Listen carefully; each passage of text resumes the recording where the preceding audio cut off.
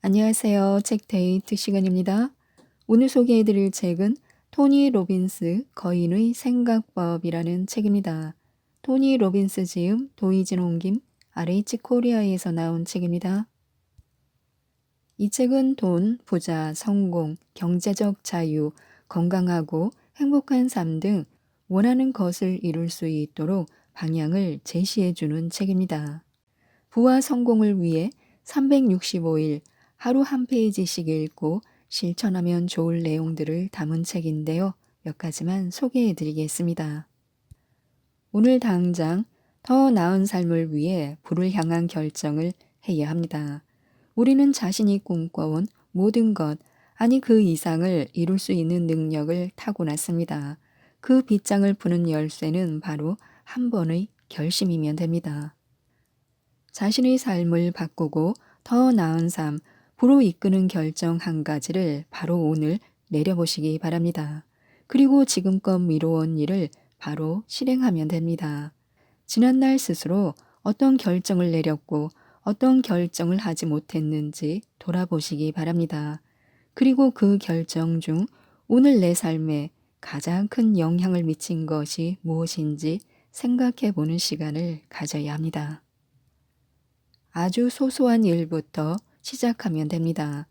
목표를 달성하는 데 필요한 긍정적인 행동 방식을 한 개라도 얻기 전까지는 중도 포기하지 말아야 합니다. 지금 바로 목표 달성을 위해 내디뎌야 할 첫걸음이 무엇인지 정의해 보는 것입니다. 목표를 향해 나아가기 위해 오늘 할 수 있는 일은 무엇인지 전화 한 통, 약속 하나, 초기 단계 기획 구상 같은 아주 작은 일도 한 걸음 떼는 것만으로도 목표에 다가갈 수 있습니다. 앞으로 10일간 매일 할 수 있는 간단한 일들의 목록을 적어보시기 바랍니다. 1년의 습관을 기르고 멈추지 않는 추진력을 만들어줄 이 10일은 미래의 부와 성공을 보장해 줄 것입니다. 그러니 지금 바로 시작해 보시기 바랍니다.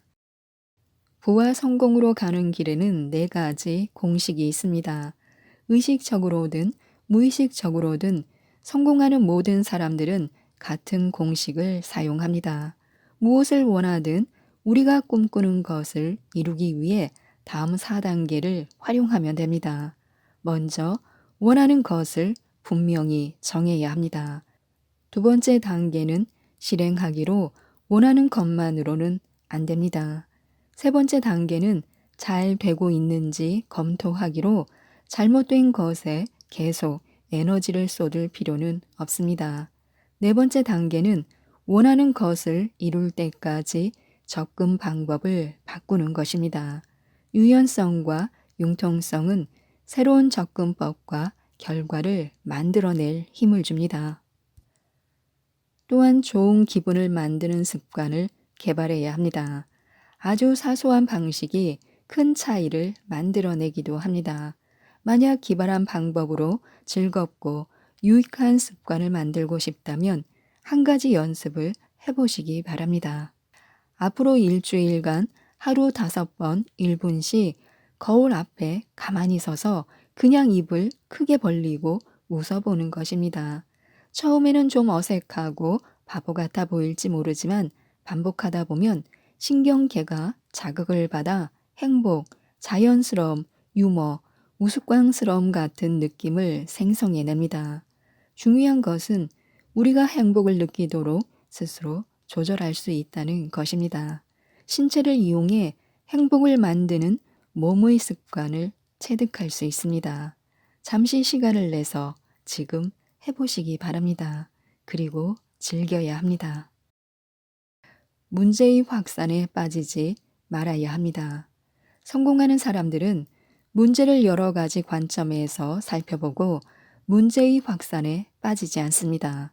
그들은 과식하는 버릇 때문에 생활이 완전 엉망이야 라고 말하지 않고 요즘 식습관을 고치려고 노력 중이야 라고 말하며 습관을 개선하는데 초점을 맞춥니다. 반면 문제의 확산에 빠져 있는 사람들은 사소한 실패에도 뭐든지 실패할 것이라고 일반화하면서 무기력해집니다. 하나의 문제가 모든 것에 영향을 준다는 잘못된 신념을 극복하기 위해 우리는 즉시 문제의 일부분이라도 바로잡아야 합니다.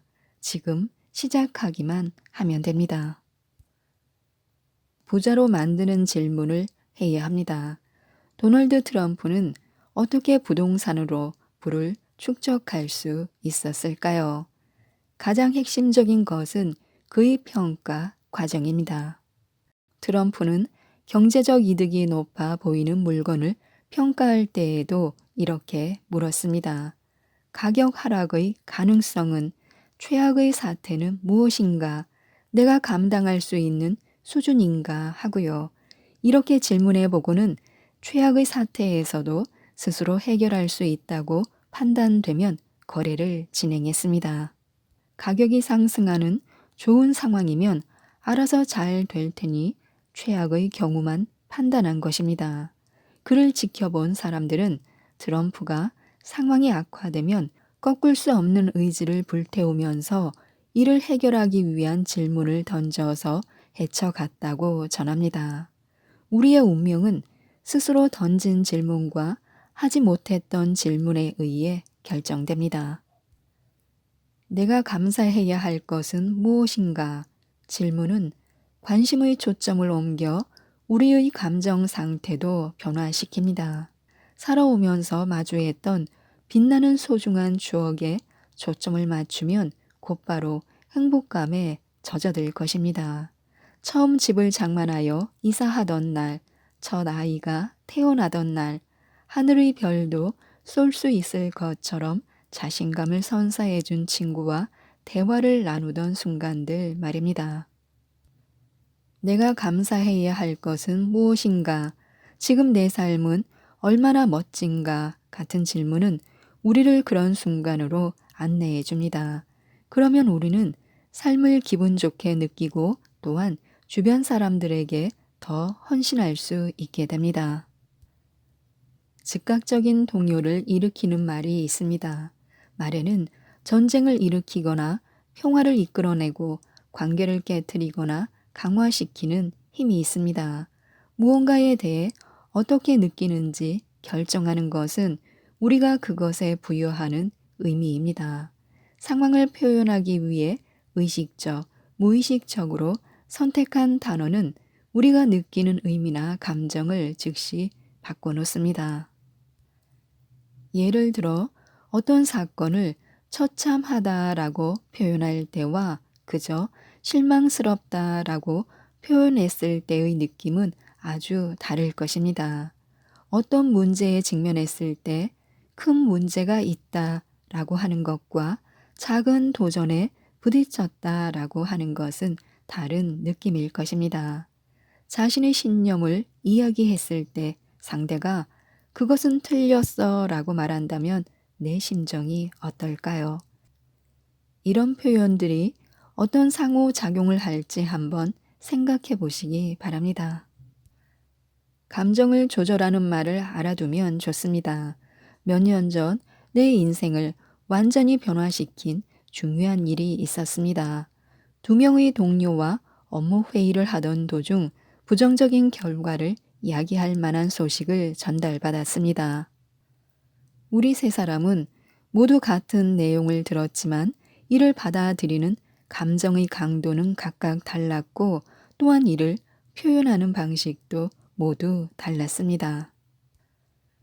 나는 화가 난다라고 했는데 한 동료는 분노가 치민다라고 했고 다른 동료는 그냥 좀 약 오르네라고 했습니다. 나는 약 오른다라는 단어를 듣고 이 상황에 고작 약이 오른다고 참 어울리지 않는다라고 생각했습니다. 그때 나는 그런 감정을 느끼지도 않았을 뿐 아니라 감정을 표현하기 위해 그런 말을 사용하지 않았다는 데 생각이 미쳤습니다. 그러자 흥미로웠고 궁금해졌습니다. 혹시 새로운 단어를 찾아 사용하면 감정 패턴도 바꿀 수 있지 않을까 하고요. 그래서 부정적 감정을 순화할 단어를 찾기 시작했습니다. 동료의 그냥 좀 약 오르네 라는 말에 놀랐던 나는 그 이후 열흘간 보통의 경우라면 화가 난다, 미치겠네 라고 말할 만한 상황에서 약 오른다 라는 단어를 써보았습니다. 결과는 놀라웠습니다. 습관적으로 쓰던 단어만 바꿨을 뿐인데 내가 느끼는 부정적 감정의 강도가 약해졌습니다. 그저 이것 때문에 약 올라 하고 말했더니 내 감정 패턴이 깨져버렸습니다. 나는 곧 다른 단어들을 시험해 보기 시작했습니다. 지금 나 살짝 삐질 것 같은데 나를 화나게 만든 사람의 얼굴을 똑바로 쳐다보면서 태연한 표정으로 이렇게 말하는 내 모습을 한번 상상해 보시기 바랍니다. 부정적인 감정을 표현할 때 내가 습관적으로 사용하는 단어를 떠올려 보시기 바랍니다. 그런 다음 기존의 패턴을 깨뜨리고 감정을 누그러뜨릴 수 있는 다른 말을 찾아보면 됩니다. 좀 더 다양한 어휘로 표현하는 것이 좋은데요. 우리는 대개 삶의 경험을 표현하는 단어를 무의식적으로 선택하여 사용합니다.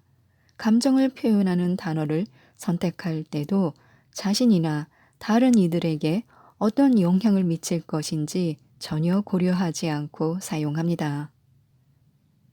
이렇게 우리가 무의식적으로 사용하는 단어는 일상의 언어가 되고 삶에 대한 자신의 감정을 실제로 규정해 버립니다. 예를 들어 사람들은 어떤 불쾌한 경험에 대해 말할 때 굴욕적이다 라거나 우울하다 라고 말합니다. 이런 말을 하면 듣는 사람도 굴욕감, 우울을 느끼게 됩니다. 거의 모든 일에 굴욕, 우울이라는 단어를 결합시킴으로써 다른 이들까지 그런 감정을 느끼게 만든다는 의미입니다. 스스로 선택한 단어가 자신이 원하는 바람직한 감정 상태를 만듭니다. 그러니 감정을 나타내는 어휘의 폭을 넓혀보시기 바랍니다. 스스로 희망을 찾아가야 합니다. 물 위로 떠오르기 위해서 발버둥 치고 있다라고 말하지 않고 성공의 사다리를 오르고 있다라고 말하는 것이 좋습니다. 적절한 비유는 우리에게 희망을 선사합니다. 세상이 온통 암흑일 때 정말이지 터널이 끝나지 않을 것 같아 라고 말합니다. 이 대신 인생에도 계절이 있잖아. 난 지금 겨울을 지나고 있을 뿐이야 라고 표현을 바꿔보는 것입니다. 겨울이 왔을 때 춥다고 웅크리는 사람이 있는가 하면 스키를 타는 사람도 있습니다. 밤이 지나면 아침이 되듯 겨울이 지나면 언제나 봄이 찾아옵니다. 따뜻한 햇살 아래 사람들은 새로운 씨앗을 뿌리고 여름이 지나고 가을이 오면 수확의 기쁨을 누릴 수 있습니다. 모든 일이 계획대로 착착 진행되는 것은 아니지만 계절이 순환하듯 우리의 삶도 결국에는 뿌린 대로 거두게 됩니다. 짧게 고민하고 길게 행동해야 합니다.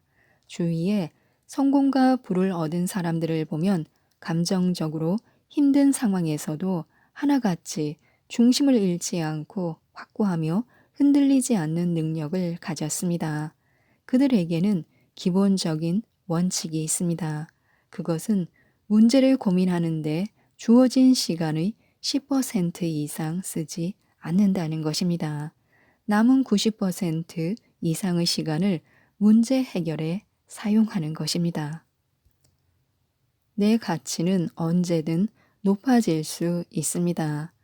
이제 시각을 넓혀 자신의 존재와 능력에 대해 다시 생각해 볼 필요가 있습니다. 또한 스스로에게 붙여놓은 꼬리표는 한계가 없으며 언제나 더 나아질 수 있다는 것을 알아야 합니다. 그러므로 나는 무엇이다와 같은 말을 반복하는 것을 조심해야 합니다. 그런 말을 반복하다 보면 진짜 그런 사람이 되어버릴지도 모릅니다. 예를 들어 나는 게으른 사람이다 라고 말했다면 사실 게으르지 않은데도 이렇게 말하다 보면 정말 게으른 사람이 될지도 모릅니다. 한계를 규정하는 방식으로 자신을 정의하고 있지는 않은지 살펴보시기 바랍니다. 한계선이 자기 충족적 예언이 되어 나를 가두고 있지는 않은지 생각해보고 변화를 시도해야 합니다. 지금까지 이 책에 대해서 말씀드렸는데요.